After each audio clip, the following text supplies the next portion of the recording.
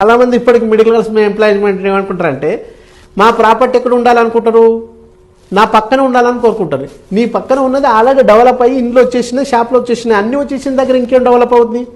ఇప్పుడు ఈరోజు హైటెక్ సిటీలో గజం 2 lakhs ఉంది. ఈ 2 lakhs దగ్గర నువ్వు పెట్టి ఏదన్నా ఇన్వెస్ట్మెంట్ చేసినా అది 4 lakhs కావడానికి ఎంత టైం పడుతుంది? దాదాపు 4 lakhs కావడానికి స్కోపే లేదు. ఎందుకంటే ఒకనొక దశకు వచ్చిన తర్వాత స్టాగ్నేట్ అవుతుంది. అదే తెలివిగల వాళ్ళు ఏం చేస్తారు, ఏమి డెవలప్ లేని చోట, బాగా డెవలప్ అయ్యేదానికి అవకాశం ఉన్న చోట గుర్తించి తీసుకుంటారు. కాబట్టి తక్కువ పెట్టుబడి పెట్టి ఎక్కువ లాభాలు ఆర్జించి వాళ్ళు కోటీశ్వరులు అవుతారు. కానీ మిడిల్ క్లాస్ వాళ్ళు ఏం చేస్తారు, వాళ్ళకి దీని మీద సంపూర్ణమైన అవగాహన లేకపోవడం వల్ల వాళ్ళ చుట్టుపక్కల తీసుకోవాలనుకుంటారు.